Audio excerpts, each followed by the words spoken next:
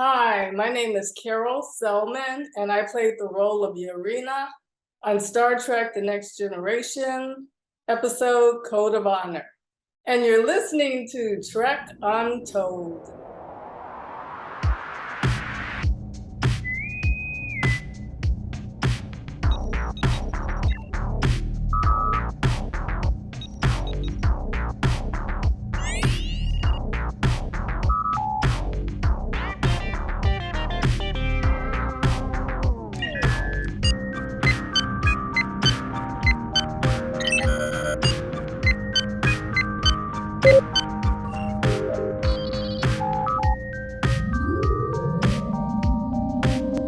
Welcome back to Trek Untold, the Star Trek podcast that goes beyond the stars.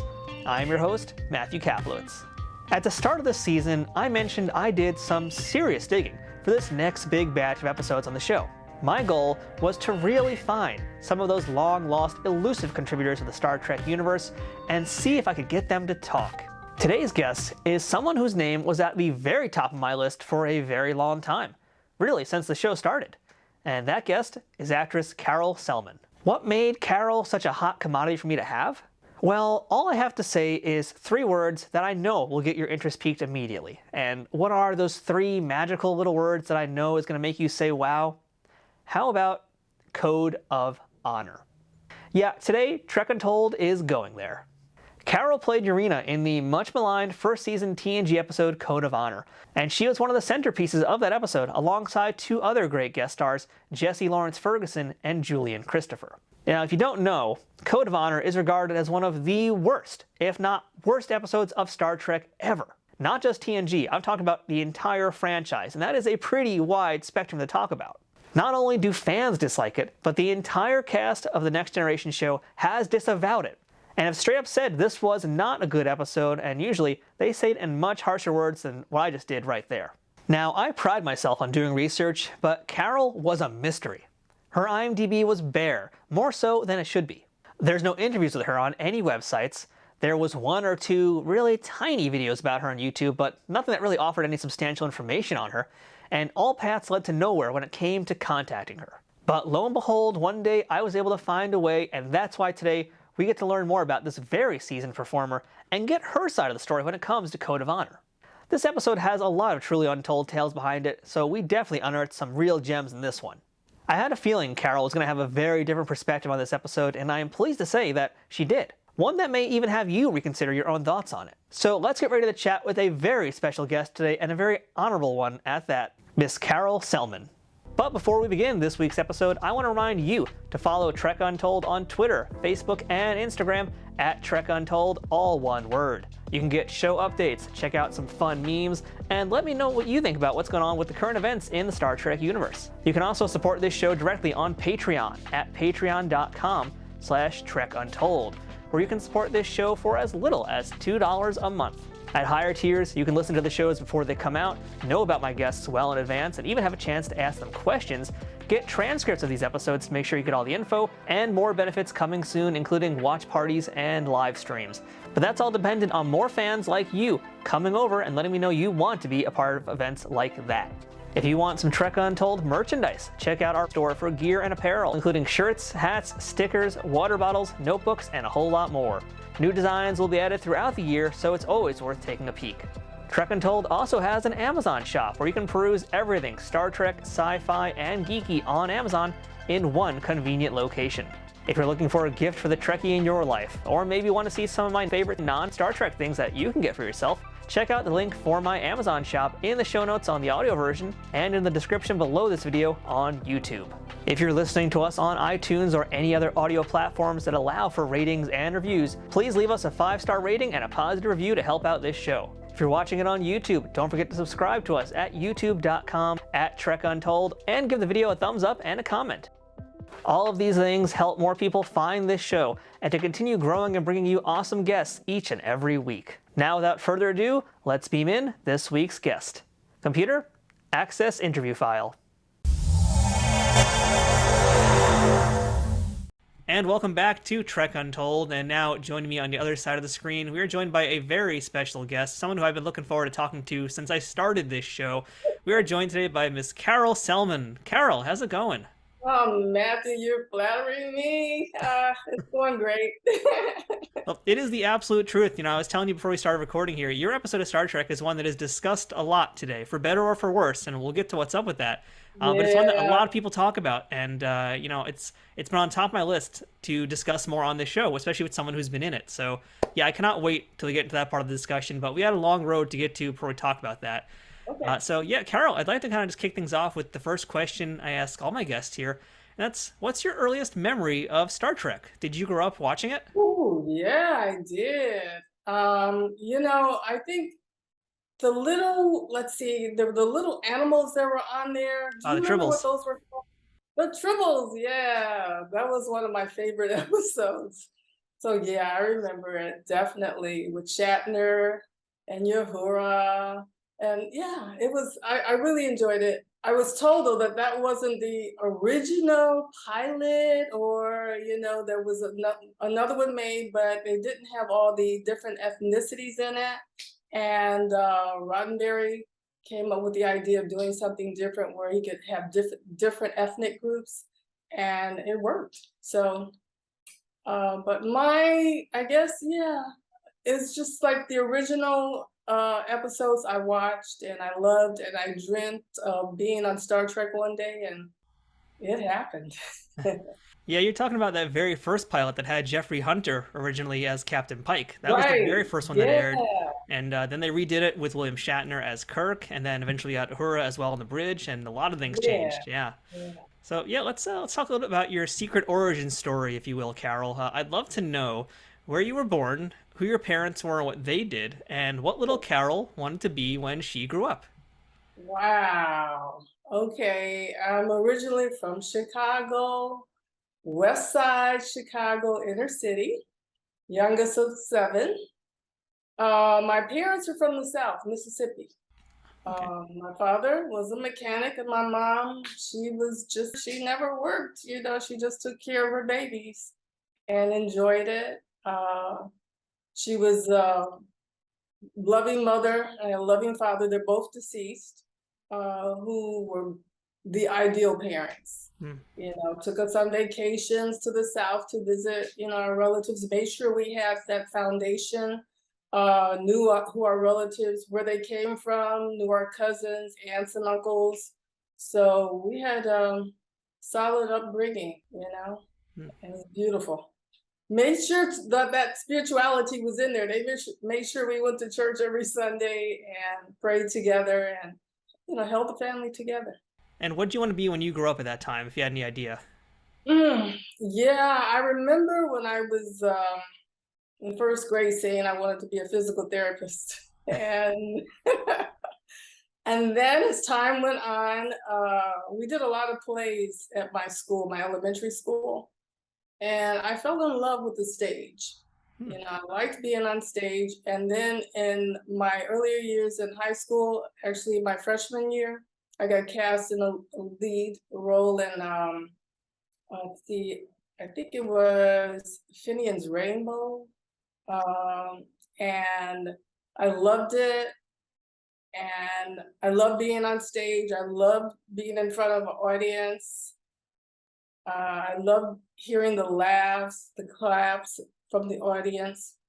And I remember my senior year in high school, I got the lead in Bells Are Ringing.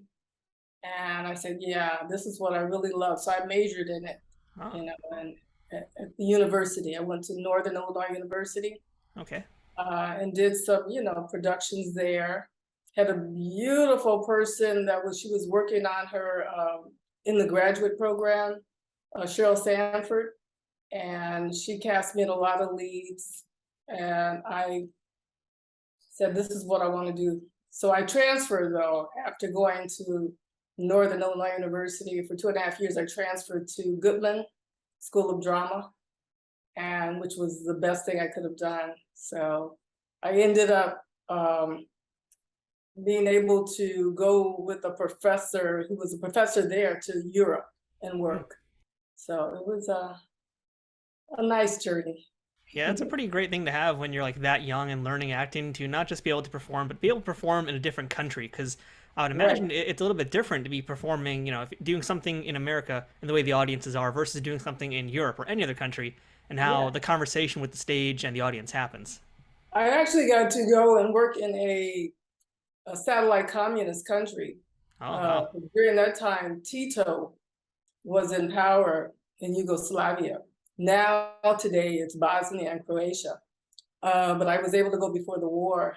And it was a really nice experience because we went to Beograd and Sarajevo, Zagreb, um, Nice. So it was very nice. That sounds like an amazing experience. And Yeah. yeah, Yeah. I'd love to know too, if during these formative years and when you're kind of learning acting, and especially you're doing this amazing traveling around the world to do it too, what are some lessons, or maybe what's the most important lesson to you that stands out in your mind that you learned during that time that you still think about today? The college days, well, actually, the college days were a challenge because it made me realize that I didn't want to be a teacher because there are a lot of teachers in my family. And my sister, she got her doctorate degree and she's a teacher. She was a teacher. She's deceased also. My brother got his doctorate degree and he's deceased. I have four siblings that have passed.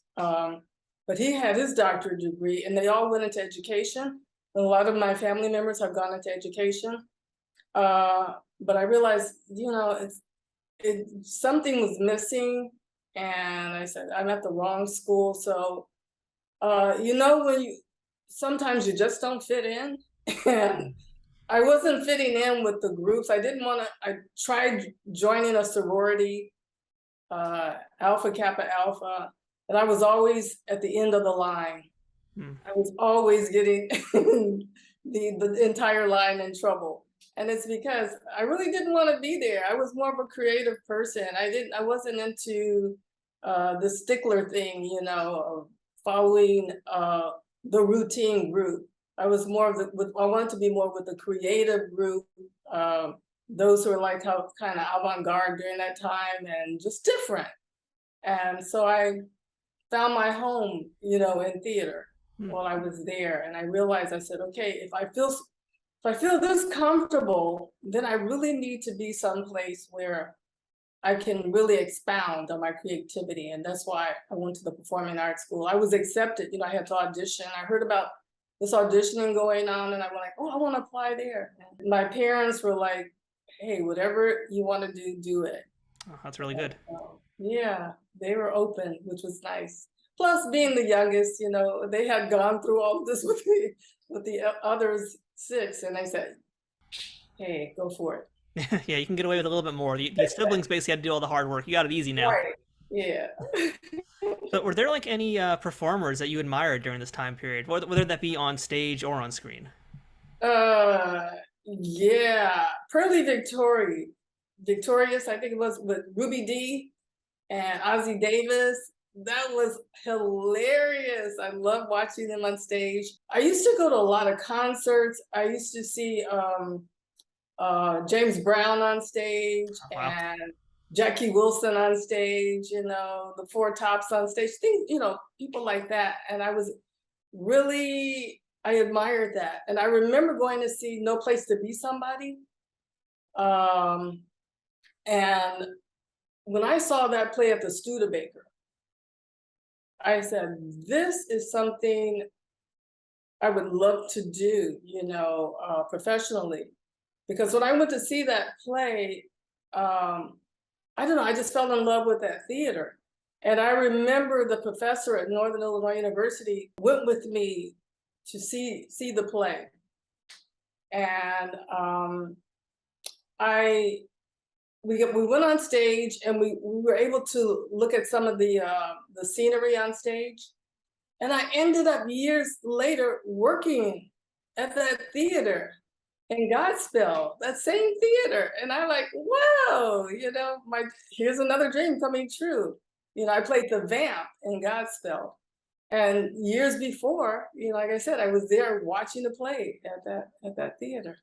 Yeah, I'd like to actually talk a little bit about your theatrical career before I pick your brain about a few TV shows that you worked on.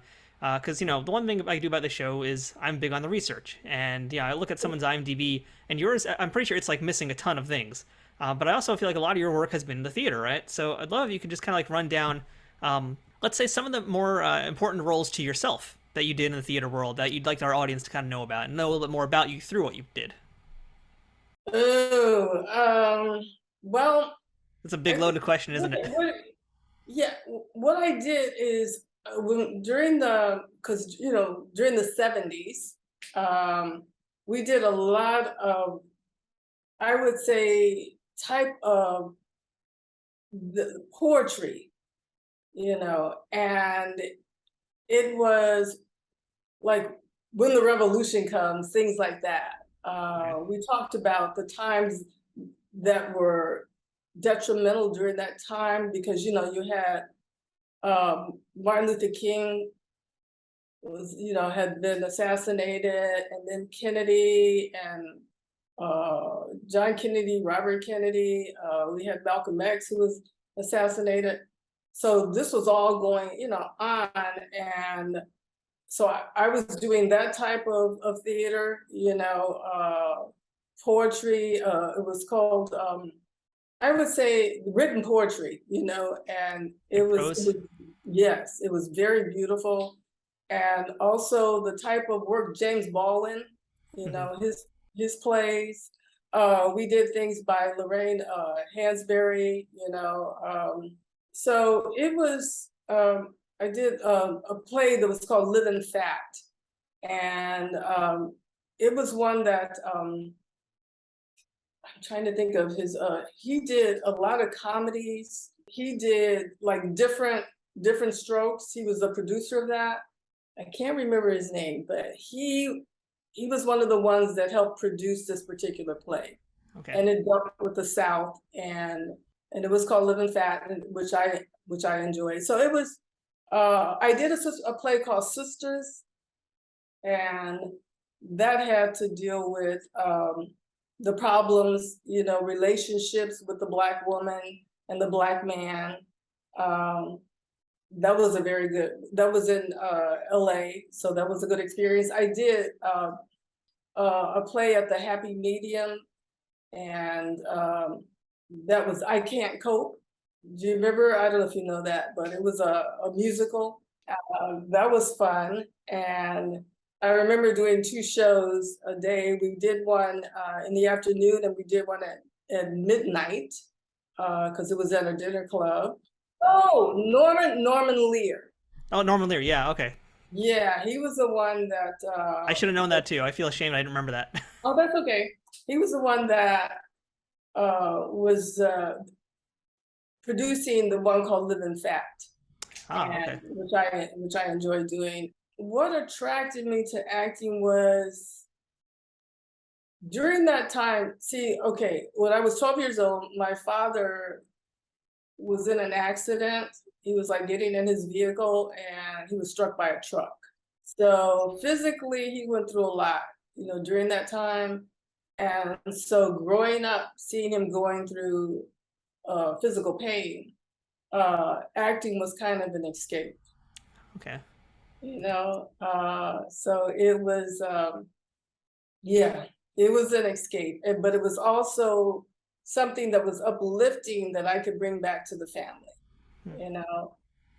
So times were not that easy because he was able to, when we were younger, he was the breadwinner and making, he owned his own business, very productive. And then all of a sudden this happened. So things changed, and I had to start working at an early age to pay for my education, help pay for the education, because they wanted to make sure that we had the best education. So we went to private schools, went to Catholic schools.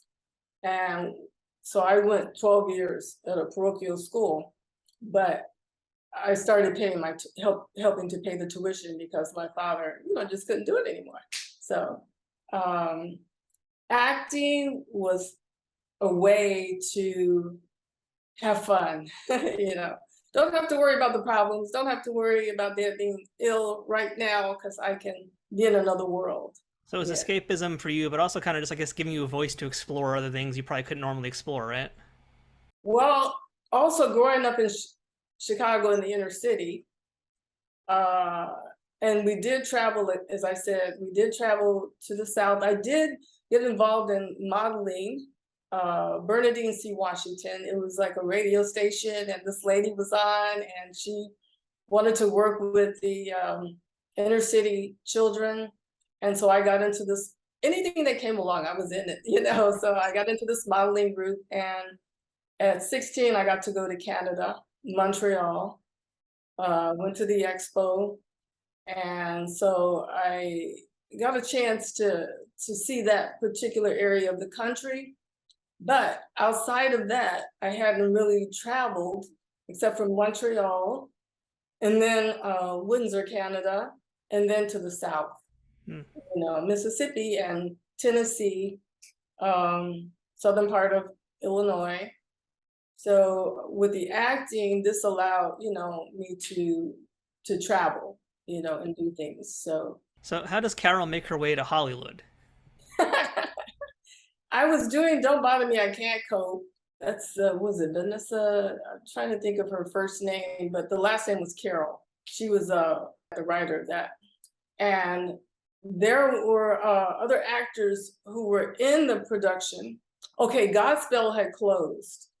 And actually, I got the two plays at the same time. Huh.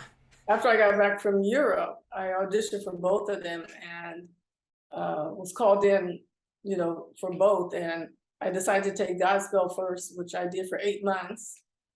And then when I did Don't Bother Me, I Can't Cope, a lot of the people who were there prior had gone to California. So some of my friends were in California.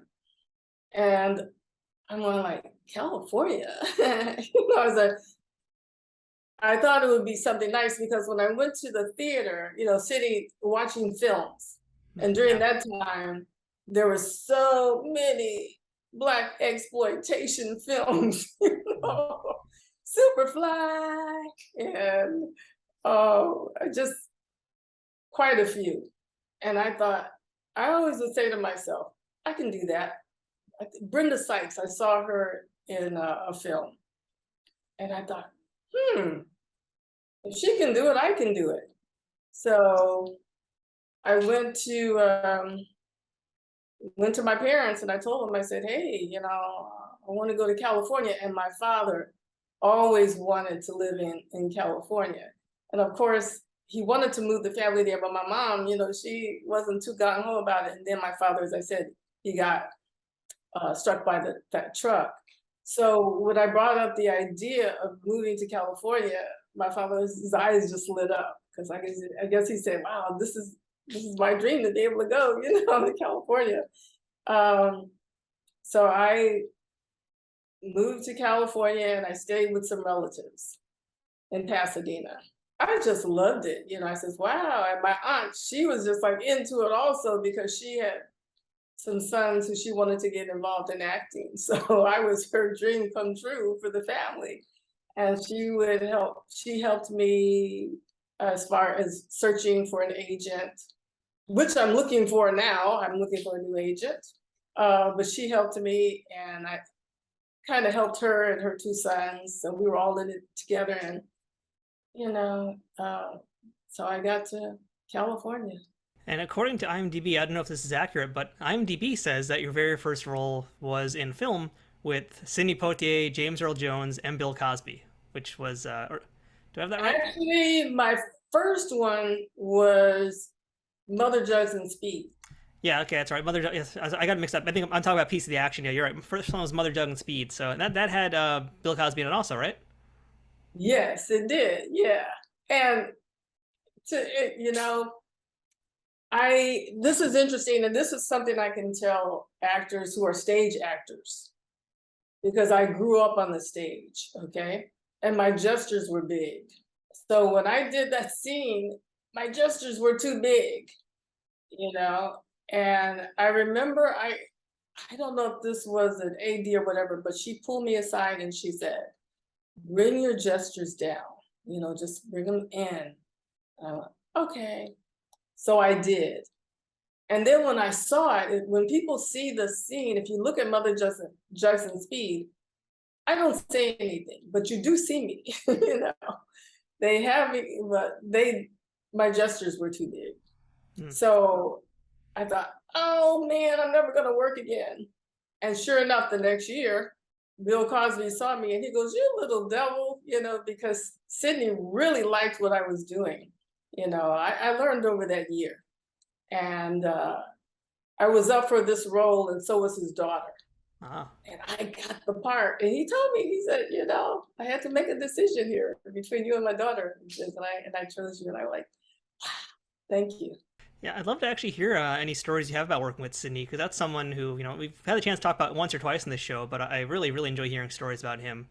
So what do you remember about being in film with him? Wow, fantastic person, fantastic personality, such a gentleman.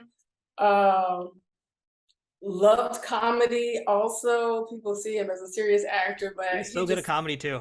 He just allowed us to have fun. And he said, some of you are going to be stars, you know. And it was nice. And working with James Earl Jones, you know, was really nice. He's very quiet. He didn't say much. Bill actually didn't say too much either. But Sydney would talk to you, you know, and things like that. He was very nice. Yeah. And it's really interesting too to hear that you basically, you know, you just come into Hollywood and you book a gig in Bill Cosby movie with Sidney Poitier, with James Earl Jones. I mean, these are like not just luminaries of black cinema, but just cinema as a whole. And like that's a heck of a way to get started in the industry. You do it because you don't have any fear. You're doing it because you studied your craft. You know, I had studied, you know, I went to the schools and I had a foundation and I knew that. And I would always say to myself when I went on audition, I'm going to do better than that person. And I know it, you know, that's the kind of mentality, you know, it was like, I'm just going to get the job. I had no doubt that I wasn't going to get the job. So, and I got it. And I want to talk about something else I was able to find that you were in, which thankfully it's streaming on Hulu right now. You were in an episode of Hill Street Blues from season 1. Yeah. I'm going way back here now. We're in the 70s. I think maybe this was like end of 70s or 81 or something. But yeah, I just was able to watch that whole episode, and yeah, that's what a good time. What a good show to be on. That's the role of Billy in Film at 11. Yeah, that was really nice. Tori Blake. Yeah, that was nice. I enjoyed that. I remember, you know, the scene where I'm running down the street with the bag. Yep. I was running and I didn't stop running because they didn't say cut. So I ran down to the end, you know, and they were laughing. Yeah, just because I was like, I was gone. And at that time, you know, you have that youth and you could run forever. But that was fun. I wish I could run forever still, but yeah, not anymore. And George Sanford Brown, he was an excellent director. Excellent. Now, I also read somewhere that, and I couldn't find this on your IMDb, so I wasn't able to quite track down what your role was in it, but I read that you were in Roots. Is that true? Oh my goodness, yeah, and that one too. I don't know why, you know, it was a small part, and I did have a small line, but they put my line on the cutting floor. So what episode were you in? Or what episode were you supposed to be in, I should say? Which episode? You know, I don't remember the episode, but you see me. You do see me. Okay. But I don't say anything, you know? It's like, it was with Leslie Uggams the day she was there, and Ben Vereen was there also. Marvin Chomsky was the director on that. But it was like very small, but I put it on my credits because I said I did it, and I'm proud I was in it. And you can talk to the director; he'll tell you I did it. But those were the two: Mother Jackson Speed and Roots. My lines were cut, and then the small part, you know, like I go like, "Gee, are they really gonna see me in film? Am I really gonna be seen?" And that's when Sydney cast me, and I go like, "Okay, yeah." So if people are out there and their lines are cut or they're put on the cutting floor, don't give up. You know, just keep going because it happens. Now, when you're in LA and you're doing acting on screen, are you also still performing in theater in Los Angeles? You know, I haven't performed in theater for a while, which I would like to do something, on stage again, that would be nice. I was doing some things like Harriet Tubman, just going around doing improvisational things at some schools, which I thought was really nice to inform children about history. And I did that, and that was nice. It was like I was traveling around doing that. But and I worked with, which I love doing, special need children, because on the side, I worked for LAUSD, as a special ed, in the special ed department. And I worked with children, who are autistic, who have Down syndrome, who have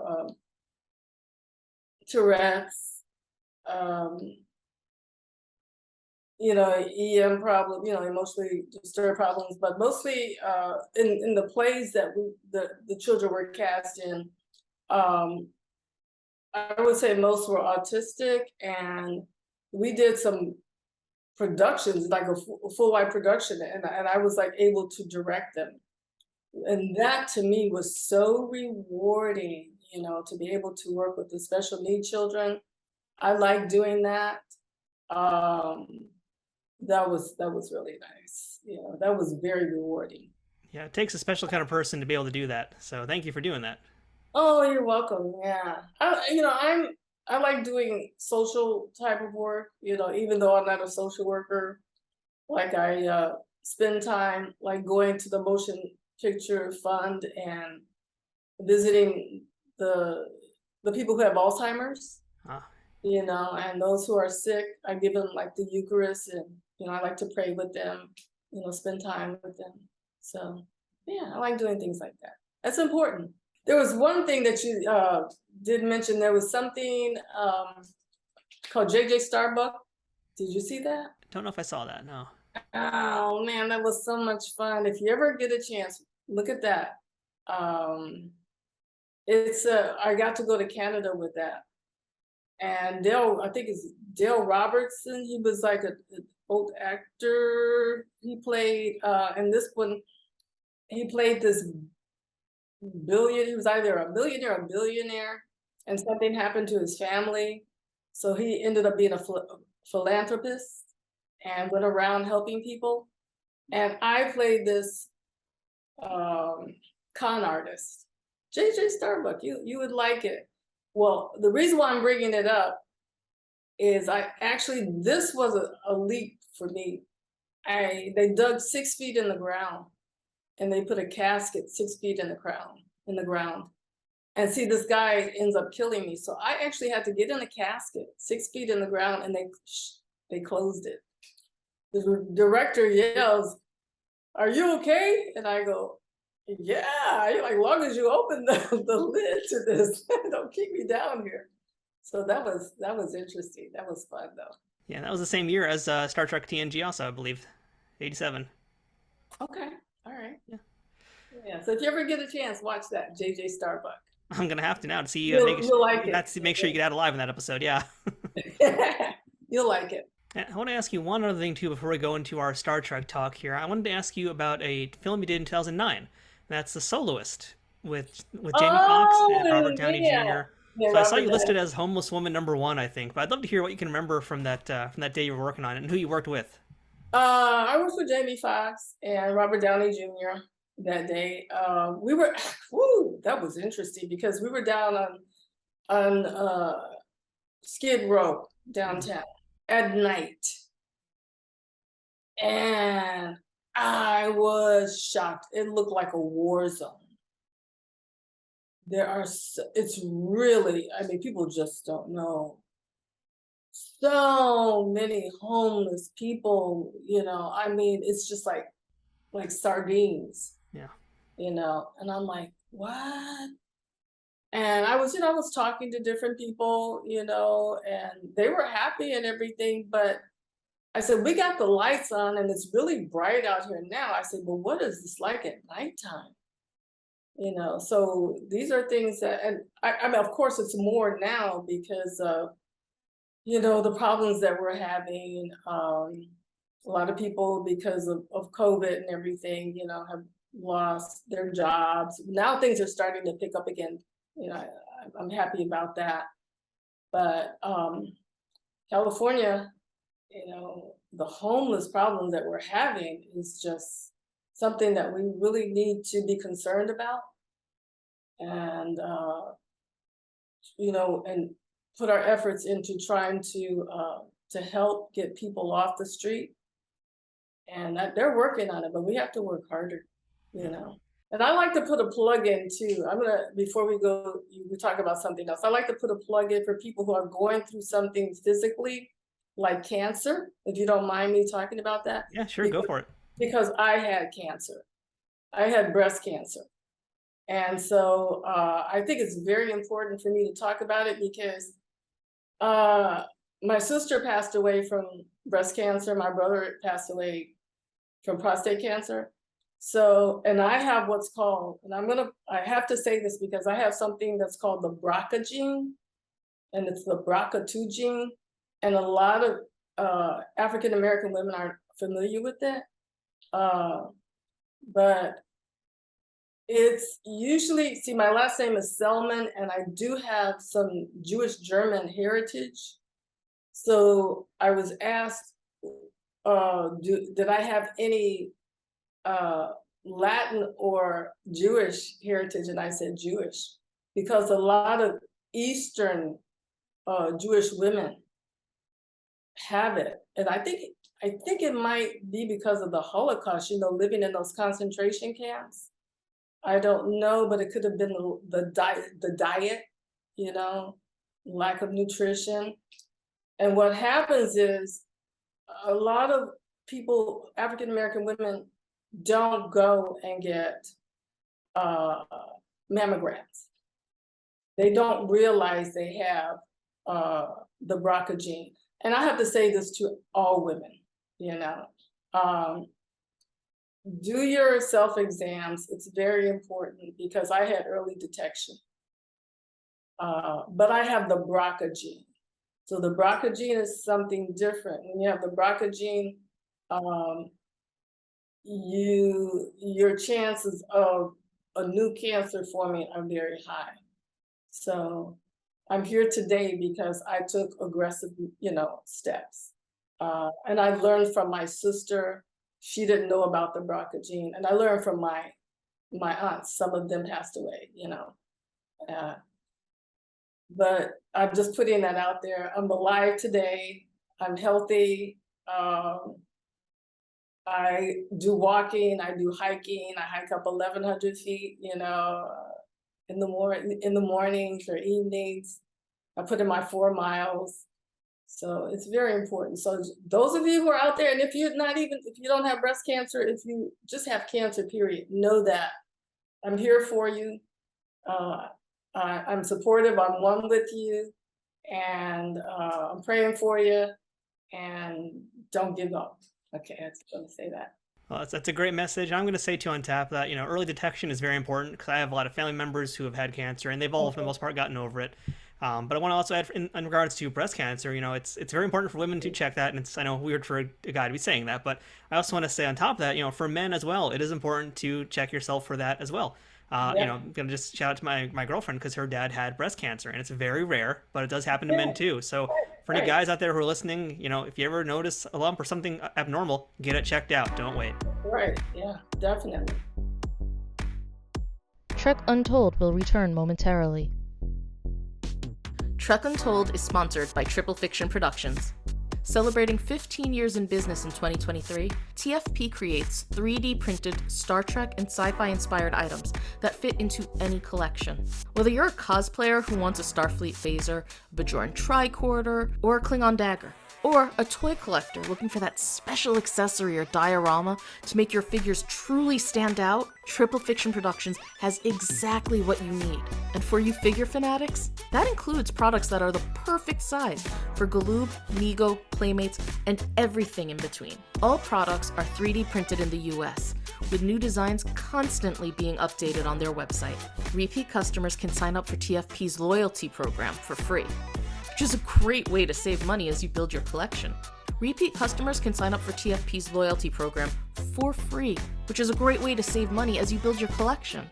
Repeat customers can sign up for TFP's loyalty program for free, where the more you order, the more discounts you receive. TFP also has a pay what you want section, where clearance or misprinted items are available at a discounted price. Best of all, every product can be shipped worldwide. As a special bonus for listeners of this show, Trek Untold has a special discount code just for you. Enter Untold10 at checkout for 10% off of all orders with no minimum purchase required. That's 10% off using Untold10. To see all of their products, head to triple-fictionproductions.net. Or to stay up to date on their newest products, find them on Twitter, Facebook, and Instagram. Triple Fiction Productions, where something is only impossible until it happens. Hey, I'm Licia Nav, aka Ensign Sonia Gomez from Star Trek TNG, and now Captain Sonia Gomez on lower decks with her own ship, the Archimedes. Yay! I finally got a promotion after 25 years.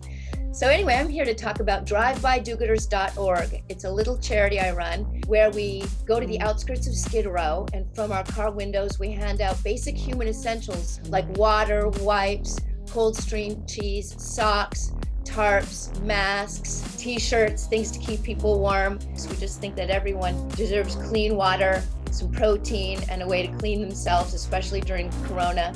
We also hand out masks to those who really, really need it, who live in tents on the street, mainly the disabled and elderly who have a really hard time getting to services. And we do all of this with no agenda, just pure giving, no overhead. If you'd like to go to the website and donate, it's 100% tax deductible. And if you click on the donate button, you can go right to the $35 option and pick a signed autograph picture of either the Star Trek The Next Generation or Lower Decks, or Total Recall, where I played the three-breasted mutant hooker on Mars, and that's the X-rated version. Put in the comments section your address and anything you'd like me to write, and I'll personally inscribe it and mail it off to you immediately. And again, that's drivebydogooders.org. Captain Sonia Gomez, signing off. So, Carol, let's beam into our Star Trek discussion now. And this is going to be a hot one here. So, we are talking the fourth episode of the first season of The Next Generation. Wow. Yeah, we're going way back for this one here. And that episode is Code of Honor. Mm-hmm. You are Yareena. So, let's start at the beginning here. How did you get cast for this role? Do you remember the audition process? Yes, I do. I remember I went in. I had on this, it was like, it had a little gold trimming to it, and it had a collar. I thought I was trying to make it look like something Star Trek-y that I had seen, growing up, right? And Junie Lowry was casting. And I remember reading, and she looked at me and I said, "Oh, can I read it again?" Because I was thinking to myself, I didn't read that right. And she said, "No." She says, "What I would like you to do is go and get something sexy to put on, sexier to put on." And I'm like, sexier to put on. Oh, okay. So I was thinking about the women, that Shatner had, and sometimes he'd have these romances with these women, and they'd have on these little outfits and everything. So I went to Frederick's of Hollywood and I got this sexy outfit, and I had these black tights on. So I said, now this looks like one of those sexy women that I saw on Star Trek when I was growing up. And I went in, and Russ Mayberry, the director, was there, and I'm not sure. I don't think Gene Roddenberry, no, he wasn't there at that time, but I remember Judy was sitting to the right, and she was like really shocked when I came in, because at that time, I think I was weighing about 103, very small. Right now, I'm still small. I'm like 113, 114 right now. So I've gained a few pounds, but not that much. And I remember having to walk down towards him. I walked down as I was saying my lines, with this strut, just really trying to be like a Star Trek woman, and I got the part. It was just me and this other person that I used to see on auditions a lot, and they called both of us in. And she was like, "Whoa, what is she wearing?" But I got it. So you booked the gig, you're going to be on Star Trek, hooray. And now they send you the script for the first time, the first full script. So you have a read through of this thing. What did you think about the episode, and what did you think about the material that was in it? I thought, okay, this is an all-black planet. Wow, this is pretty cool. And I said, this is a queen of a planet. And I thought about Africa because there was, if you look back in history, women were, the African women were in charge in some areas. They were queens and they owned the land. So I'm thinking Russ Mayberry did his homework here, because this has some facts to it. You look at the Nubia queens, in Egypt and all that. But I'm thinking, yeah, they did own the land. And as you see at the end, Yareena, she chooses the other one as her, to take over and to be her first one, So I thought it was well written, but then I heard this one critique of this person saying, "Oh yeah, and here's this white woman going after, this black man, liking him, and this is, Denise Crosby, Lieutenant Yar," and I'm like, yeah, but I mean, this is what Russ was like writing about. I mean, not Russ, but Gene Roddenberry was making a statement there. And what he was showing was that you can be attracted to another race. You can be an official or in a position that's well respected and have natural feelings for someone who's very different from you. And then there's that part where, hey, there's a lady, a queen, who could be jealous, who has affection, who has a heart, who cares, and she's gonna fight for what she wants, And it may not be, no, she's not gonna be calm about this. She's gonna go after, what she wants. So G was just, and he was making it interesting. And I got to see him, I got to stand next to him. And he asked me, he says, "How are you doing?" And I said, I'm having a good time. I'm really enjoying it. There was a little, I don't know, there was some friction on the set. Not during my time. Well, yeah, during my time. Well, do tell, I got to hear about this. Okay, you got to hear about this. Well, I'm not going to mention the actor. There was one actor that felt that Russ Mayberry, the director, didn't identify with the black cast. So it was like some little tension there. And after that particular day, Patrick Stewart. See, I wasn't on the set when some things went down, I guess. But I did come on when verbally there was something said to Russ Mayberry, letting him know that you're not working with us. You're not treating us like equals, human beings, And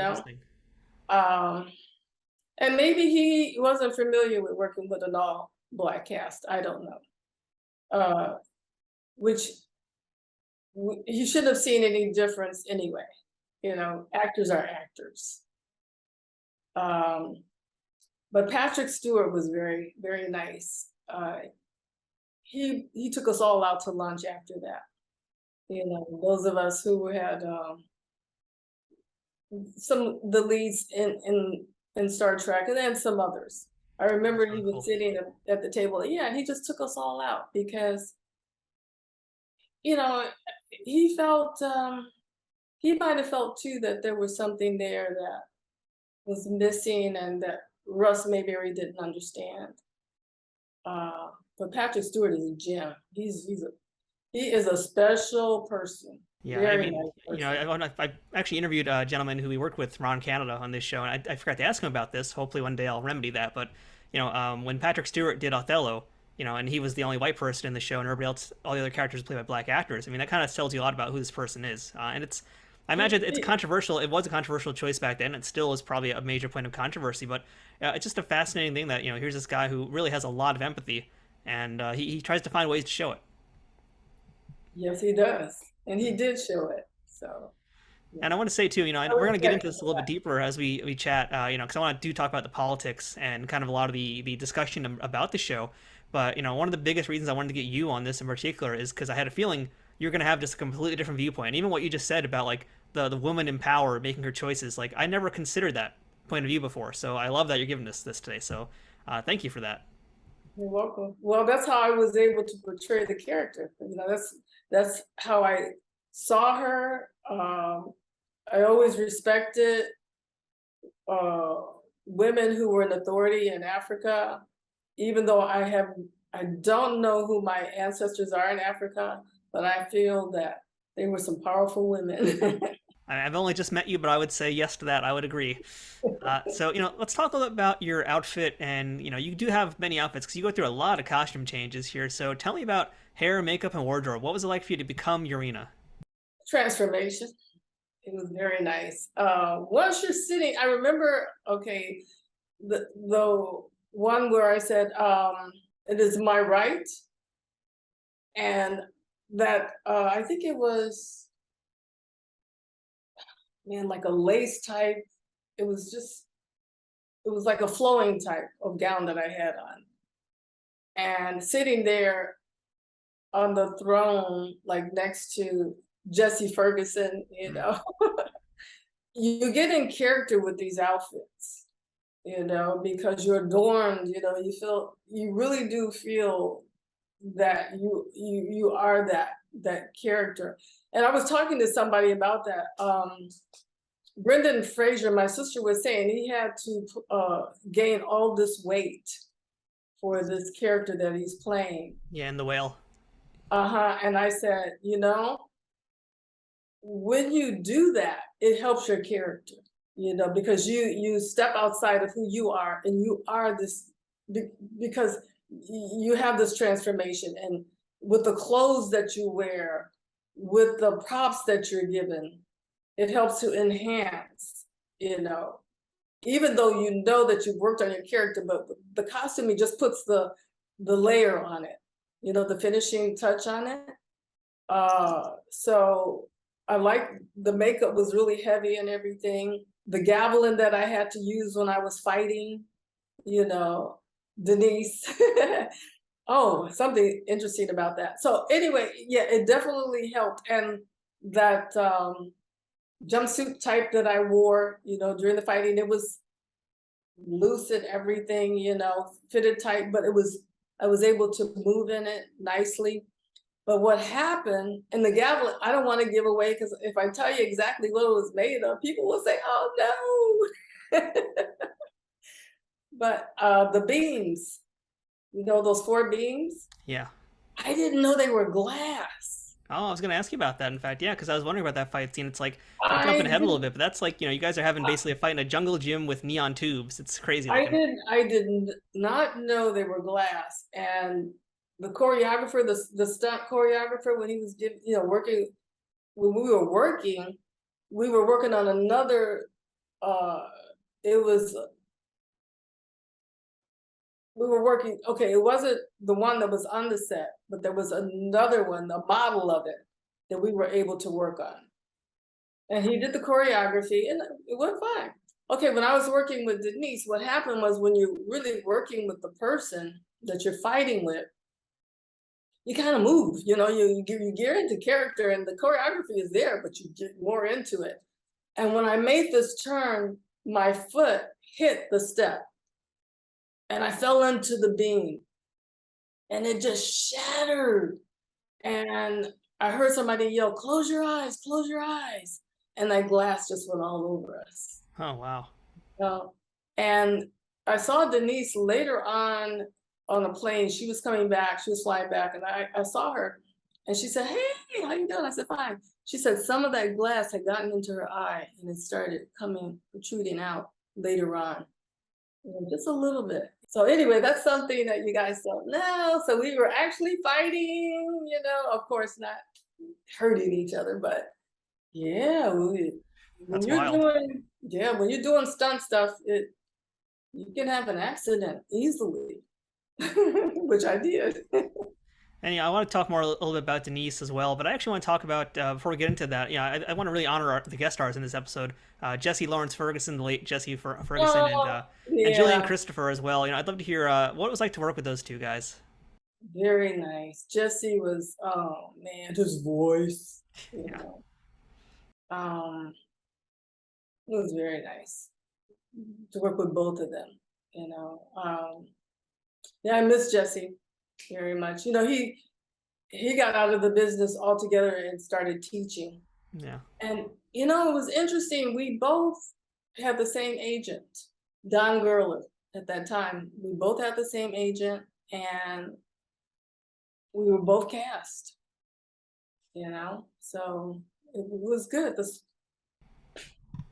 Someone was looking out for us, and I didn't even know him prior to that, and I didn't even know we were with the same agent, so it was nice.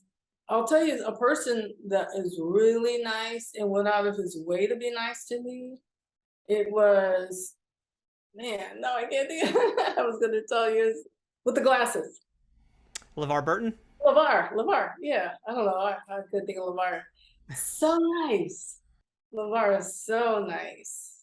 Yeah. I mean, he went on to direct a lot of episodes of Star Trek as well. But this is, young LeVar. Basically, I feel like at that time period too, that the producers were taking a big risk bringing LeVar in because he really, I felt like, was having a lot of hard time finding his place after Roots. So you got him now on Star Trek Next Generation. It's a pretty big deal for him. So yeah, how was he? Season 1, Jordi Laforge, if you will. What was it like to be around young LeVar? He was so down to earth. He's just LeVar, just Yeah. down to earth, just come up to you and sit, talk to you and joke with you, just everyday person. Very nice. That's how he is. He's just a down to earth person. Like Patrick Stewart, down to earth person, Gene Roddenberry was down to earth person. Sidney Poitier, same thing. Wow, that's really cool to hear that. Regular people, just really nice people. Yeah. Yeah. And I'd love to hear too if you have any other stories about Gene, because again, this is very early days of Star Trek TNG season 1. We're talking here, so I mean, he had very much a lot of say at this point in the series, and that would change pretty quickly by season 2. So He didn't interfere. Gene, I mean, he stood back. He didn't come on. No, he was out of the picture. I just saw him like offset. And we just exchanged, a few words there. All I know is I looked up at him. I'm like, ooh, this guy is tall. Yeah, he's pretty tall, but just nice person. So, yeah. Everybody on that set, was friendly. yeah. And I did mention we're going to come back to Denise, so I want to go into that right now, in fact, because you already mentioned that you two just trauma bonded over this shattered glass. But other than that horrible situation, I mean, how was Denise? Did you enjoy working with her? Uh-huh. Yeah, she was right on it. We were right on it. I remember that scene that we had when I walked in, and I was telling her, letting her know that we were gonna have this duel and everything, and that she was on my planet. I says, now you're on my planet now. And then I walk out and the door shuts, and we did one take on that. That was it. Wow. One take. So she was right on top of it. I was too. And like I say, the fight scene, we had fun doing that.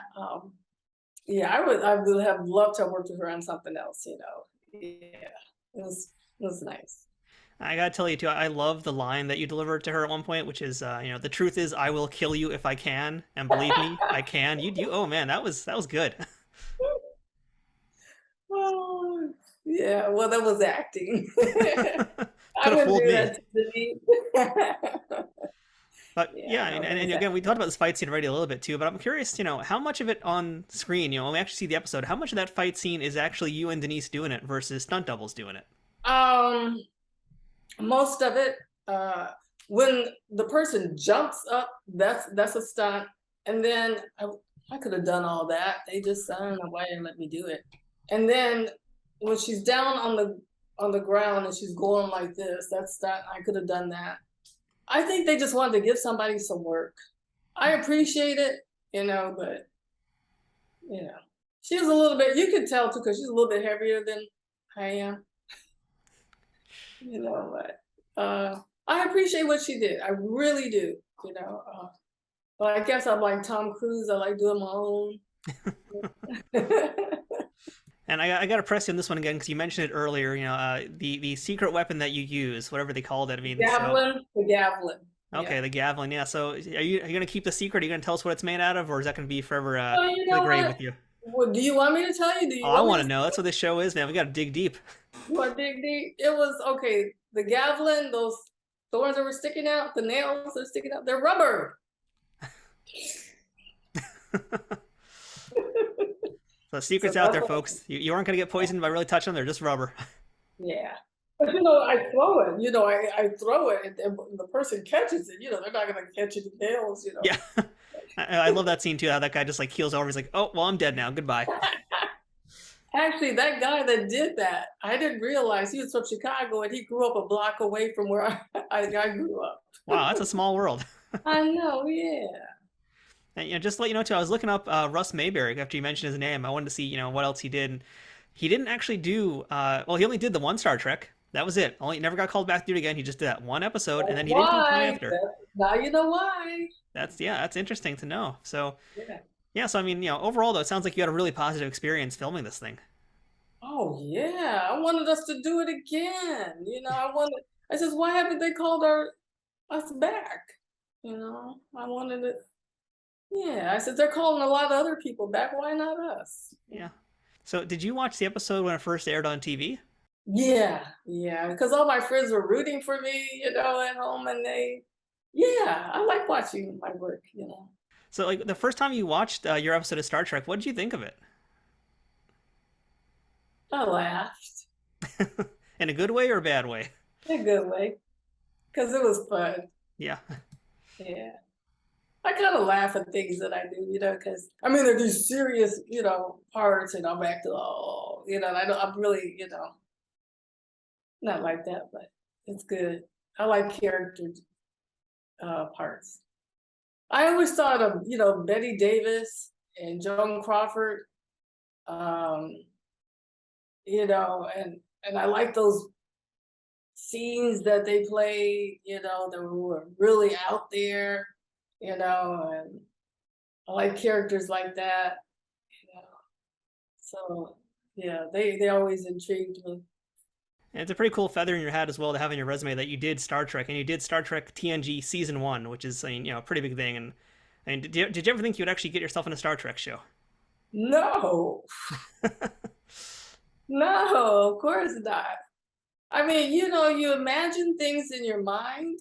You picture things, you see, you go see a movie and you see yourself in that in that character, and you have fun. I'm a kid in the inner city of Chicago looking at TV, looking at Captain Kirk, Lieutenant Uhura, and Leonard Nimoy. I'm looking at him, Spock with the ears. And I'm like, oh wow, that's fun, No. So this is the part of the conversation, Karole, where things get a little bit more serious because, as I mentioned, this is an episode that a lot of folks talk about today, and it's not always for the most positive reasons. I know. Yeah, so you know where this is headed already. I hate to do this to you, but I'm curious to first off know, because I was like 3 when this came out. So what was the reception like back when this first aired, if you can remember? Did you hear, was this episode talked about that much? Yeah, people loved it. Yeah, okay. People I knew. Yeah. All loved it. And then later on in life, I heard people say, "Ooh, wow, that wasn't the best episode," and I'm going like, "It wasn't?" I go, "Okay." And I'm like, why not? But we loved you. we loved you, and I'm like, okay. I would go to the signing, and people would say, well, I've been looking for you for years. Why don't you come to these more often? And I go, oh, I don't know, like Michelle, she was the one that I went to. Yeah. And I just told them, well, I don't go to a lot. Well, we like you. We didn't really like the episode, but we really did like you. And I go, okay, yeah, so, I don't know. I was kind of shocked that they didn't like the episode, but like I said, when I did it, my friends loved it. I loved it. I mean, it's kind of disappointing because, like, you were really good in it. Jesse Lawrence Ferguson was great. I mean, Julian Christopher, everybody did a great job. But, and even not necessarily just looking at by purely today's standards, even like 10, 15 years ago, even, it's very, very much a negative way just because of the stereotypes I think that it showed. It's like, here's this futuristic time and here's this futuristic civilization, but for some reason they're all dressed like they're basically doing an off-Broadway production of Aladdin. Like it's kind of weird in that regard too. And they're doing like they're banging sticks together to play music. I mean, there's a lot of tribal roots in it, but it comes off also in like good intentions, maybe bad execution. So I mean, what's your take on how it is today? I mean, what do you think about the material? You got to look at when it was written. I didn't think of it that way. I mean, I love my costume, and people think the costume. I mean, we weren't going around with bones in our nose and little wraps around us and jumping up and down, like that. No, I thought we were pretty sophisticated. We were speaking intelligently. I mean, you look at costumes, period. Look at the costumes on Star Trek. Why is ours any different from anyone else's, I mean, if you want to get nitpicky about it, you can. It's people's own perspective. You hear the sound of the drums, clanging together. I thought that was a beautiful sound. If you perceive it as being stereotyped, people perceive it as being that way, then so be it. That's okay. You're looking at it, to me, not from the creative, as I mentioned before, you got to look at the history of the African woman. And Jessie, you got to admit, Jessie was very strong and forceful. Yeah, very commanding presence. He was very charismatic, very intelligent, and forthright about what he was doing. And James was also, supporting him, being assistant to him. There wasn't any friction between them. There wasn't any arguments between us. Everything was orderly. There was no chaos. And I like the costumes. I would love to have my jumpsuit type, but people are gonna look at it, from their own perspective, and that's okay. I would say look at it from our perspective. We enjoyed doing it. We had fun doing it. Of course, it would be written differently today because this is 2022. We're going back to what, 87. 87. So come on, look at, people would say with Sydney, Lilies of the Field. Well, look at him. That's kind of far-fetched. Look at when that was written. Yeah. So it's the times. A younger generation looking at it today, well, oh, what is that?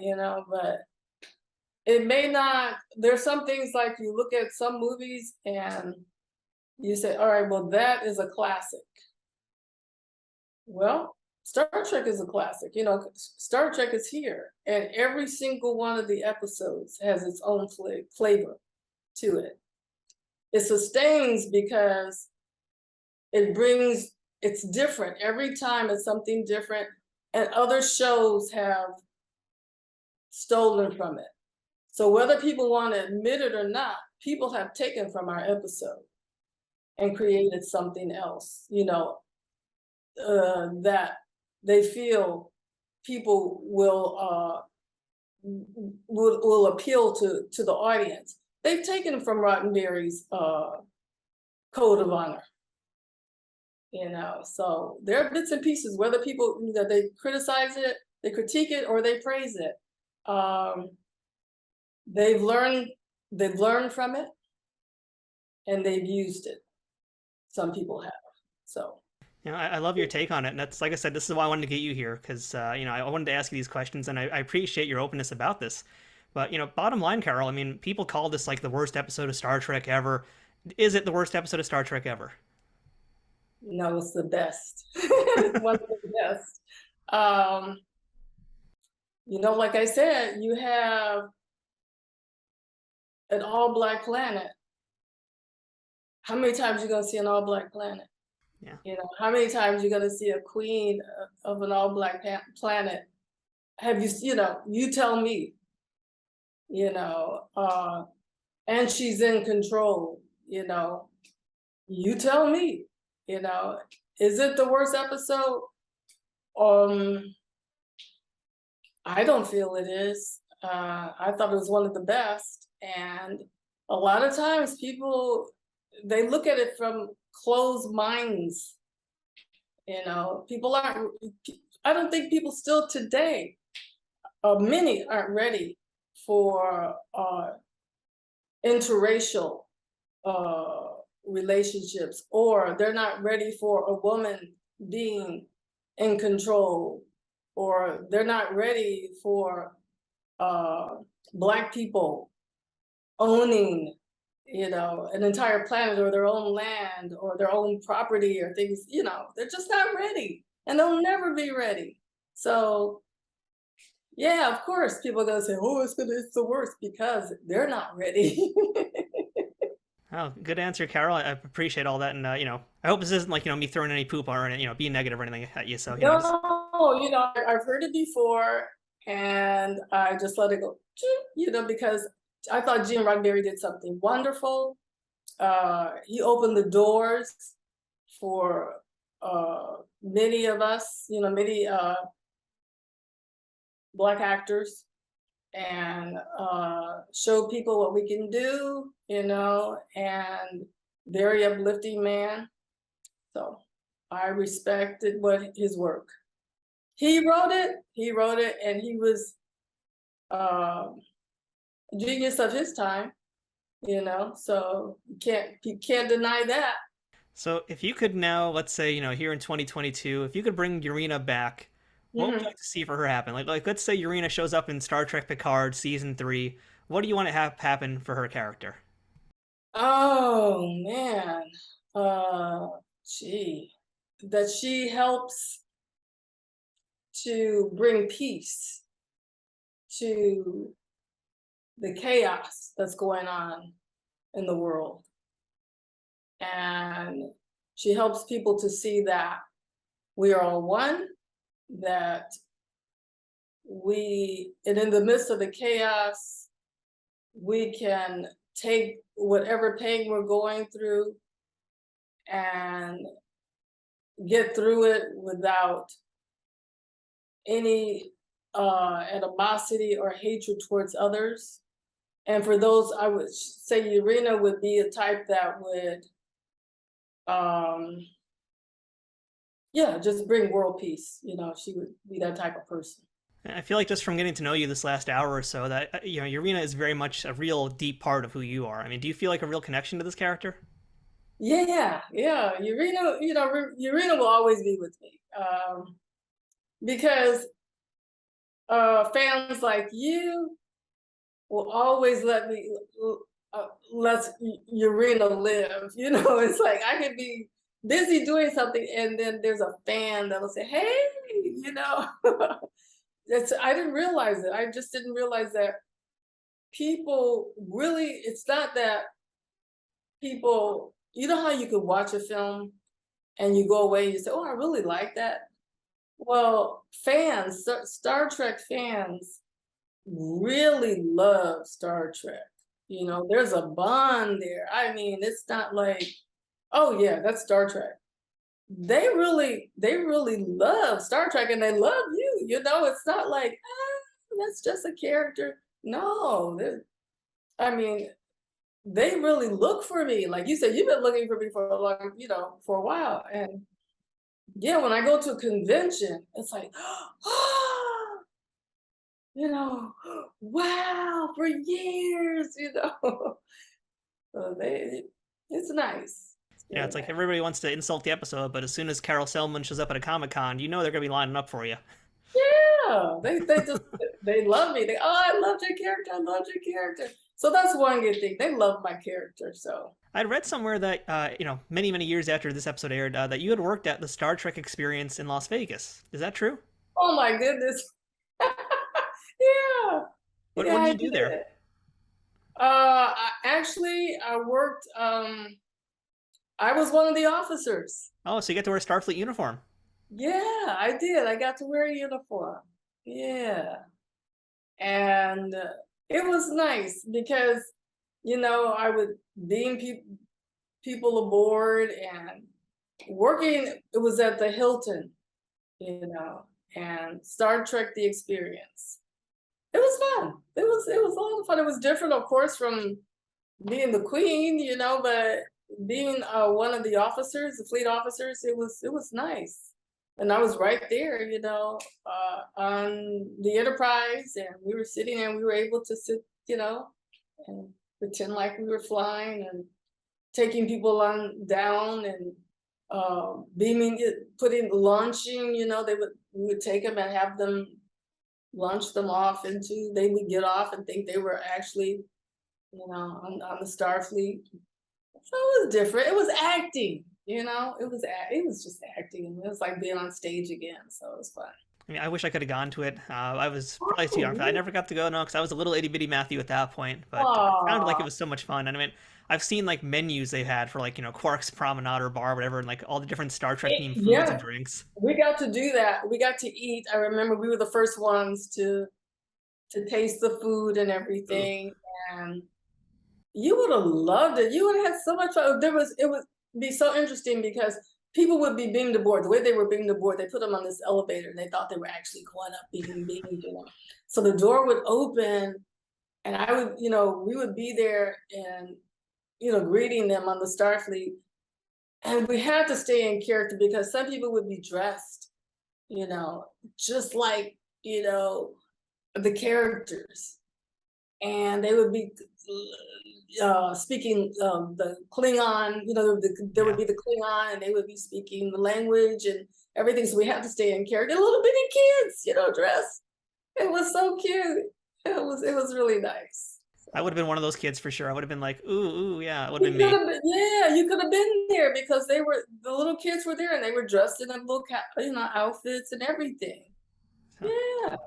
Your parents just didn't bring you, yeah. I don't even know if I knew it existed, to be honest, back then. I mean, now I'm looking back at it and I'm like, man, I wish I knew about that when I was younger, but I probably wouldn't even be able to appreciate it, As an adult, I would have been all over it. Now, they need to bring it back. Yeah, so they need you probably would have been there every night. Oh my God, yeah. But that's really cool that your Star Trek story did continue and you got to also wear the Starfleet uniform. So that's a really exciting way to kind of keep that story going. Yeah, I did. So, I know you've done a lot of different things throughout your career, but I'm curious, what is Karole doing these days? What am I doing? Well, I just left my agent, so I'm looking for a new agent. So if anybody, looking for a new agent. I like writing, and guess what I like to write? I like to write science fiction. So I'm doing that right now. I finished one screenplay, so I'm working on another one. So basically that's what I'm doing right now, and looking for work, so. So if any reps or agents are listening to this episode, find Karole. You need to get her. Yeah, Matthew, you're right. Of course I'm right. I know this. Yeah, come on. So, Karole, I got a few last questions for you here. So we're going to do a little bit of a lightning round, let's call it. So I'm going to throw out a few things. Don't think too hard. You got to answer right away. So let's start things off here. Best gig you ever had and worst gig you ever had? Best gig, I like doing Piece of the Action. Yeah. That was fun. What made it so fun? Sydney Poitier. Yeah, that's fair enough, yeah. Worst gig, I did some background work when I first came out, and it was cold out. So that was one of the worst gigs I ever had. How about a moment from your performing career that was the most challenging at the time for you, but ultimately became the most rewarding? I would say Star Trek. Yeah, Star Trek. When I had to do that fight scene. Yeah. Yeah, that was challenging, and it was very rewarding. Yeah. Yeah, very. How about most valuable piece of advice that someone ever gave you that you still think about today? Oh, I guess I have to say with my father. So, it's like when you get older, I was young and I asked him, I had to make a decision about what my mom wanted and what he wanted. And he said, when you get older, then you'll be able to make your own decision. So I would say parents, don't force anything on your children. Give them a chance to grow, and they'll blossom into something beautiful. All right, good piece of advice there. And last question for today, Karole. What's the best thing about being a part of the Star Trek universe? Everything. Everything. Everything. People like you, Matthew. Oh, thank you. That's the perfect answer.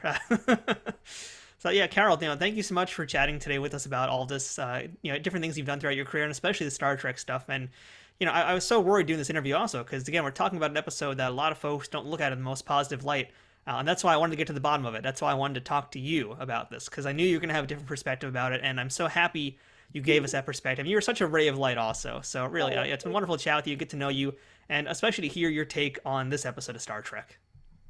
Thank you. It was so nice of you to invite me on your podcast. And you're a beautiful person, excellent personality. So it's easy interview. Thank you. Oh, thank you. Thank you for doing this, keeping us alive. So that's great. That's it for this week's episode of Trek Untold. Until next time, don't forget to follow us on Twitter, Instagram, and Facebook at Trek Untold, all one word. If you'd like to directly support this podcast, please consider becoming a Patreon supporter over on patreon.com/TrekUntold, which gives you access to some great perks that can't be beat. Or pick up some merchandise from our store, or use my Amazon shop link to check out all kinds of different Star Trek merchandise. Links for all these things are in the show notes. Shout out to Triple Fiction Productions for being a key sponsor of Trek Untold. Don't forget to check them out and all of the fine folks whose ads you've seen or heard on this podcast too. If you have any questions, feedback, or comments for the show, or would like to suggest a guest or discuss sponsorship options for any of these episodes in the future, send me a message at trekuntold@gmail.com. I hope to see you here again as we uncover more untold stories from Star Trek and beyond, and get to know even more amazing people who have contributed to this ever-expanding universe. Until next time, I'm Matthew Kaplowitz, and remember, fortune favors the bold. Trek Untold is sponsored by TrekSphere.com, promoting fan-produced Star Trek content in all forms, is powered by the RageWorks podcasting network, and is affiliated with Nerd News Today.